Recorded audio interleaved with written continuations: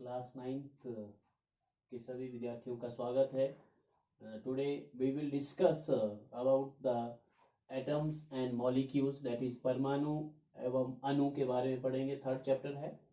थोड़ा सा इंट्रोडक्शन बता देता हूँ कि जितने भी साइंटिस्ट है या केमिस्ट है, they were wondered about the different forms of matter, कि जो भी पदार्थ है हमारे चारों तरफ इस संसार में, उसके जो डिफरेंट फॉर्म्स है, डिफरेंट जो उसके रूप है, उसके बारे में बहुत ज्यादा वो सोचते थे। कोई भी पदार्थ है, क्या हम उसके कितने छोटे हम टुकड़े और कर सकते हैं। तो एक महान जो ऋषि थे, भारत ऋषियों की धरती है, बहुत पहले से हम लोग इसके बारे में पढ़ते रहते। किसी भी पदार्थ या यहाँ पे बहुत आयुर्वेद बहुत पहले से यहाँ पे विख्यात है। तो महर्षि कणाद थे, उन्होंने इस मैटर के बारे में या पदार्थ के बारे में क्या कहा। वो कहते हैं कि if we go on continuously dividing any substance या any matter, a stage will arrive when we या after that we can not divide it further. जब हम किसी भी पदार्थ को हम उसके बहुत छोटे टुकड़े करते जाएंगे, एक स्टेज ऐसा आएगा, उसके बाद हम उसको डिवाइड नहीं कर पाएंगे। उसने उसको कहा परमाणु। जो इंडियन फिलोसफर या हम कहेंगे ऋषि थे, जो काफी ज्ञानी थे, उन्होंने ये कहा कि हम किसी भी पदार्थ के बहुत छोटे टुकड़े करते जाए तो एक स्टेज ऐसा आएगा जिसको हम कहेंगे परमाणु। अब कुछ और साइंटिस्ट या और जो बाहरी देशों के जो भी वैज्ञानिक थे, उन्होंने एक थे डेमोक्राइटस और ल्यूसिपस।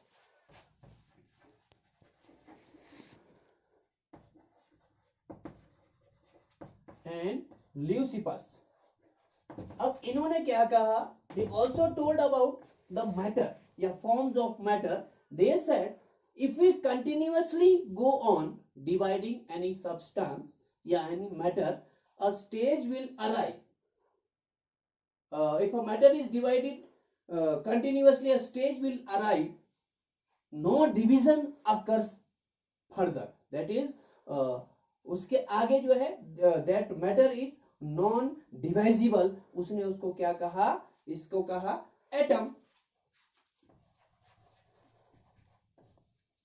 ये डेमोक्रेटिस और ल्यूसिपस ने कहा वही है जो महर्षि कणाद ने कहा था। उन्होंने परमाणु लिखा, इन्होंने कहा एटम, क्योंकि कंटिन्यूअसली ये जो है अबाउट 500 BC, मतलब क्राइस्ट के जन्म से 500 साल पहले, बिफोर क्राइस्ट जो है, जो अंग्रेजी कैलेंडर है उसमें इसको पढ़ा जाता है। उन्होंने कहा था, उसके बाद कंटिन्यूअसली इस पे स्टडी हो रहा था कि मैटर के जो संसार में जितने भी पदार्थ है, उसका सबसे छोटा कण कौन सा हो सकता है। तो उसके बारे में उन्होंने स्टडी करके ये पाया कि सबसे जो छोटा कण है, महर्षि कणाद ने कहा परमाणु, और ल्यूसिपस और डेमोक्रेटिस ने कहा एटम होगा। और एंटनी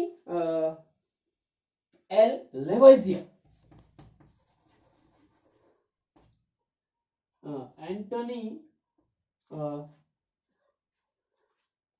एंटोनी एल लेवोइजियर, इन्होंने क्या कहा, देखो, इन्होंने जो है जो केमिकल साइंस का फाउंडेशन इन्होंने रखा था, foundation of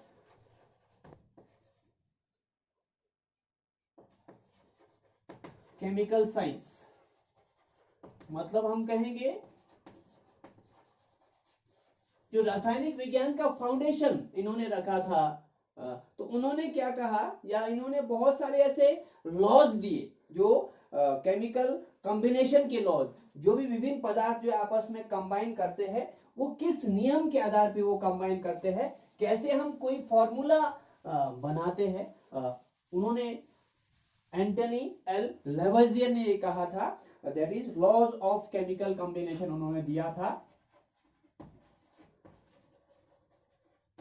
laws of chemical combination,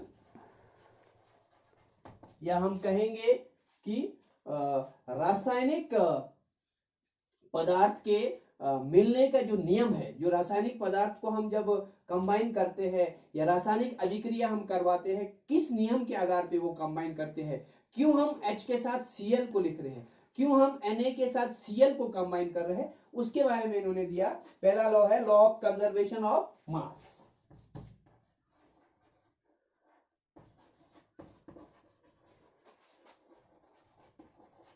law of conservation of मास, हम कहेंगे कि द्रव्यमान संरक्षण का नियम, हिंदी में कहेंगे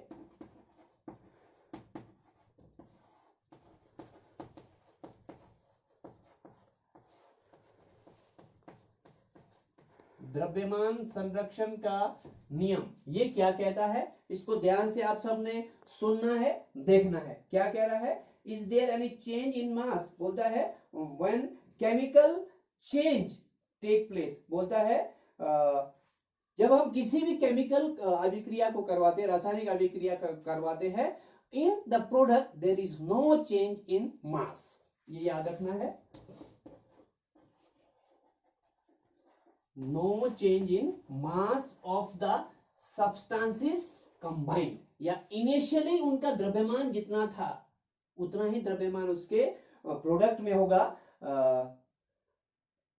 जैसे देखो, अगर आप 1.25 ग्राम ऑफ कॉपर सल्फेट आपके बुक में दिया हुआ है, अगर हम कॉपर सल्फेट का 1.25 ग्राम लेते हैं और 1.43 ग्राम ऑफ हम लेते हैं सोडियम कार्बोनेट, तो सॉल्यूशन में जो है उसके टोटल जो मास होगा उतना ही मास जो उसका, या उतना ही वो रहेगा, चाहे वो किसी टूट कर वो डिकम्पोजिशन रिएक्शन, डिस्प्लेसमेंट रिएक्शन, जो भी अलग अलग रिएक्शन होता है, जहां पे भी उसकी संख्या होगी, कॉपर का भी सेम होगा, सल्फेट का भी उसका सेम होगा। मतलब no change in mass occur during any chemical reaction, that is called law of conservation of mass. Mass can neither be created nor destroyed in a chemical reaction. This is the law of conservation of mass, कि mass can neither B, मतलब द्रव्यमान का ना तो निर्माण होता है, ना ही उसका विनाश होता है किसी भी रासायनिक अभिक्रिया में। This is about the law of conservation of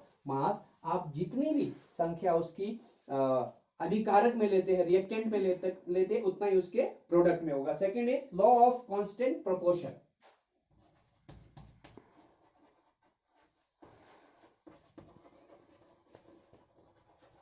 मतलब स्थिर अनुपात का नियम, लॉ ऑफ कांस्टेंट प्रोपोर्शन, स्थिर अनुपात, हिंदी में लिख देता हूं, स्थिर अनुपात का नियम। ये क्या कहना चाहता है, देखो जितने भी उसमें एटम्स होंगे किसी भी कंपाउंड में, they are in a fixed proportion, उसका प्रोपोर्शन फिक्स होगा। ये प्राउस्ट ने कहा था, जो एक केमिस्ट थे या रसायन शास्त्री थे, रासायनिक विज्ञान के ज्ञाता थे प्राउस्ट। उन्होंने क्या कहा था, देखो, in a chemical reaction the elements are present in a definite proportion by mass. जितने भी एलिमेंट्स है are present in definite proportion. किस चीज का प्रोपोर्शन है डेफिनेट? By mass. उसके द्रव्यमान का जो है एक डेफिनेट प्रोपोर्शन, एक स्थिर अनुपात उसका होता है। For example, in water molecule the number of elements present is 1 gram of hydrogen और 8 gram of oxygen forms 1 molecule of water. तो याद रखना, इसका फिक्स होगा, चाहे वाटर किसी भी फॉर्म में हो, वाटर का सॉलिड फॉर्म होता है, लिक्विड, गैसियस फॉर्म, उसका प्रोपोर्शन सेम होगा। 1 gram of hydrogen and 8 gram of oxygen forms 1 molecule of water.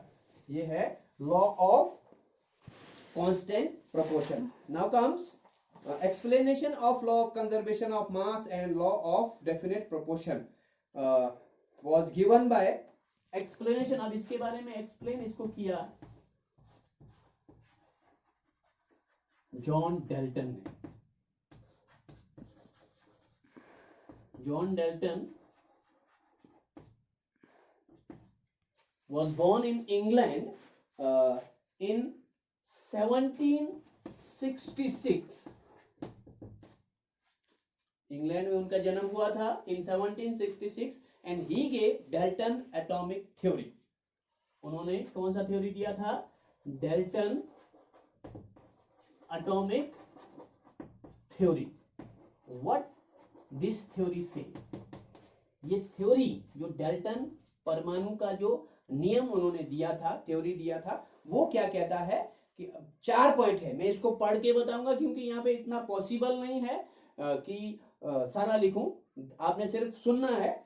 All matter is made up of tiny particle that is called atom. जो भी पदार्थ है वो बहुत सूक्ष्म कणों से मिलकर बना है, that is called atom. Second point is atoms are indivisible particle, they cannot be created nor destroyed. जो स्मॉलेस्ट पार्टिकल होता है किसी भी पदार्थ का, किसी भी मैटर का, that is not divisible और not destroyed nor be created. वो सबसे छोटा कण होता है. और उसके बाद हम एटम्स के आगे सब एटॉमिक पार्टिकल में हम पढ़ेंगे कि उसमें प्रोटॉन होता है, neutron, electron, that is next topic में उसको हम करेंगे. Third point is atoms of elements are identical in mass and chemical property. किसी भी एलिमेंट में जो भी एटम्स होते हैं, जैसे हम कॉपर सल्फेट बोल रहे हैं या कॉपर की हम बात करेंगे, उसमें जितने भी एटम्स होते हैं वो सब आइडेंटिकल इन केमिकल प्रॉपर्टी. उसकी रासायनिक जो गुण होता है वो बिल्कुल सेम होगा. और लास्ट पॉइंट है atoms combine in whole number. Whole number में वो कंबाइन करेगा. जैसे ऐसे नहीं कि हाफ प्लस हाफ, ऐसा नहीं. 1 जैसे आपने किया था H2O 1 ग्राम ऑफ हाइड्रोजन है और 8 ग्राम ऑफ ऑक्सीजन आपने किया था, सेम है. होल नंबर में कंबाइन करते हैं. Relative number and kinds of atoms are constant. जितने भी उसमें, जैसे वाटर में हम लिखते हैं कि कितने वाटर में हाइड्रोजन और ऑक्सीजन है और उनकी जो संख्या है, उनका जो नंबर है, इट इज ऑल्सो कांस्टेंट और फिक्स्ड होगा. That is about the Dalton atomic theory given by John Dalton in 17 who was